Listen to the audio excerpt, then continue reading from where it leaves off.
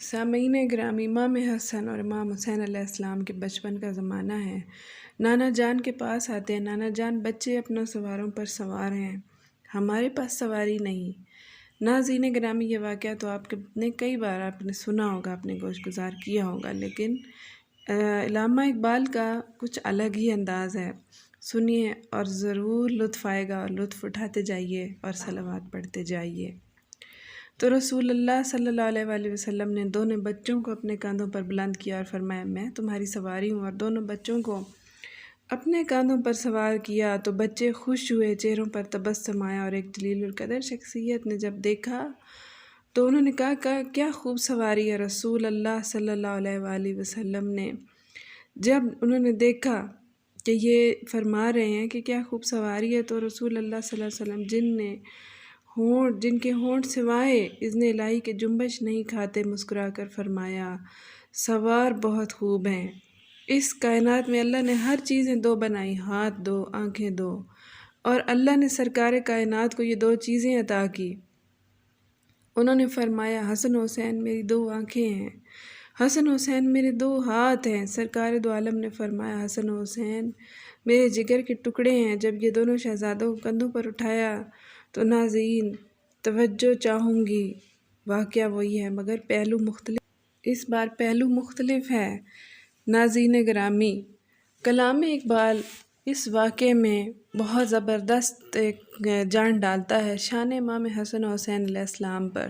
امام حسن علیہ السلام اور امام حسین علیہ السلام کے بچپن کا واقعہ ہے۔ تو ناظرین گرامی، توجہ کی درخواست گار ہوں، وہ زلفیں جن کی قسمیں میرا رب کھاتا ہے، وہ آدھی زلفیں امام حسن اور امام حسین علیہ السلام کو تھما دی جاتی ہیں۔ سبحان اللہ۔ جب بچوں نے کہا کہ نانا جان، جو بچے سوار ہیں اپنی سواریوں پر، انہوں نے تو ان کی باگیں پکڑی ہوئی ہیں، تو آپ نے فرمایا میری زلفیں پکڑ لو، اور آدھی آدھی زلفیں دونوں بچوں کے ہاتھوں میں پکڑا دیں۔ اور اس سے اگلا لفظ، اگلا واقعہ کہ جب بچوں نے کہا کہ نانا جان، جو دوسرے بچے اپنی سواریوں پر سوار ہیں ان کی سواری تو آواز نکال رہی ہے، تو رسول اللہ صلی اللہ علیہ وآلہ وسلم نے رف رف کی آواز نکالی۔ سوال یہاں پر یہ پیدا ہوتا ہے سامعین گرامی کہ جن کی شان میں سورہ نجم کی آیات یہاں آپ کے سامنے میں تلاوت کرنے کا شرف اٹھاؤں گی۔ وَمَا يَنطِقُ عَنِ الْهَوَىٰ إِنْ هُوَ إِلَّا وَحْيٌ يُوحَىٰ، اور وہ اپنی خواہش نفس سے منہ سے کوئی بات نہیں نکالتے۔ یہ قرآن ہے اور قرآن کا حکم ہے، اس کے سوا وہ کچھ نہیں بولتے۔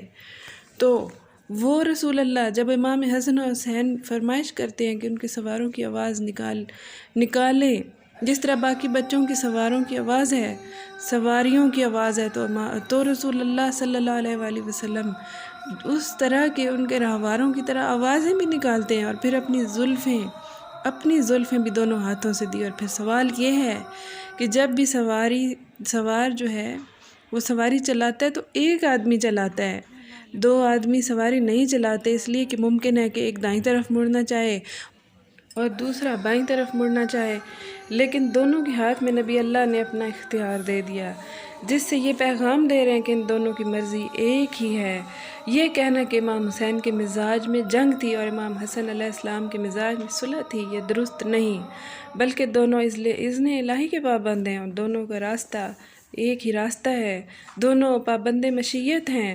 اور یہاں علامہ اقبال فرماتے ہیں، جناب سیدہ کی شان میں یہاں علامہ اقبال کا ایک مشہور قصیدہ ہے، اور وہ ابتدا جو کرتے ہیں ان کا جو پہلا سامعین گرامی پہلا شعر جناب مریم علیہ السلام کی شان میں ہے، اور یہ فارسی کے چند کلمات ہیں کہ مریم از یک نسبت عیسیٰ عزیز، کہ ایک نسبت حضرت عیسیٰ کی وجہ سے حضرت مریم علیہ السلام صاحب عزت ہیں، سہ نسبت حضرت زہرا نصیب، اور سہ نسبت حضرت زہرا عزیز سے مراد یہ ہے کہ اور ان تین نسبتوں کی وجہ سے حضرت زہرا سلام اللہ علیہ کی عزت جو ہے وہ زیادہ ہے۔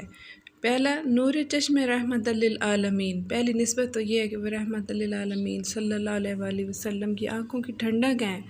امام اول و آخر بانوِ تاجدار حلتا، یہ ان کی زوجہ ہیں جن کے سر پر حلتا کا تاج رکھ دیا۔ مرتضیٰ مشکل کشا، شیر خدا جناب مرتضیٰ کو مشکل کشا علامہ اقبال کہہ رہے ہیں، شاعر مشرق، شیر خدا مادر یا کافلار سالار عشق، یہ اس کی ماں جو عشق کے دائرے کا مرکز ہے۔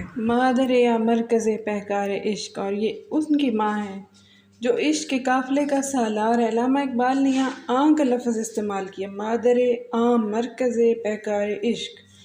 جناب حسن و حسین علیہ السلام کا واضح نام نہیں لیا، اور پھر فرمایا حدیث سے عشق کے کربلا و دمشق، یعنی امام حسین اور جناب زینب کی ذات، یک حسین رقم دیگر زینب، اور دونوں بچوں کا یہاں ذکر آ گیا۔